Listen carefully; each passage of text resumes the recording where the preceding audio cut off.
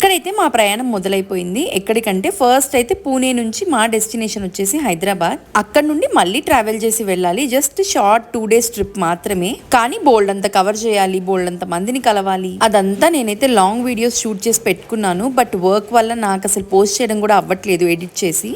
But త్వరగా edit చేసి అయితే పోస్ట్ చేయడానికి ట్రై చేస్తాను. ఇక్కడైతే మేము బస్ ఎక్కేసాము పూణే టు హైదరాబాద్. చాలా ఎర్లీగా వచ్చింది బస్ అండ్ మార్నింగ్ కూడా చాలా ఎర్లీగా దింపేశారు మమ్మల్ని. పూణే ముంబైలో రెయిన్స్ అయితే విపరీతంగా ఉన్నాయి. లక్కీగా మేము ట్రావెల్ చేయాలి అనుకున్న రోజు అయితే రెయిన్ కంప్లీట్ గా స్టాప్ అయి సన్నీగా ఉండింది. అందుకే ఇంకా స్టార్ట్ అయిపోయాం ఇమీడియట్ గా బుక్ చేసేసుకొని. ఒక చిన్న ఫంక్షనే బట్ ఫ్యామిలీ ఫంక్షన్ అండ్ మా ఇంట్లో జరుగుతుంది కాబట్టి తప్పకుండా అటెండ్ అవ్వాల్సిందే. అండ్ ఇది మా అమ్మమ్మ వాళ్ళ ఇంట్లో చేస్తున్నారు.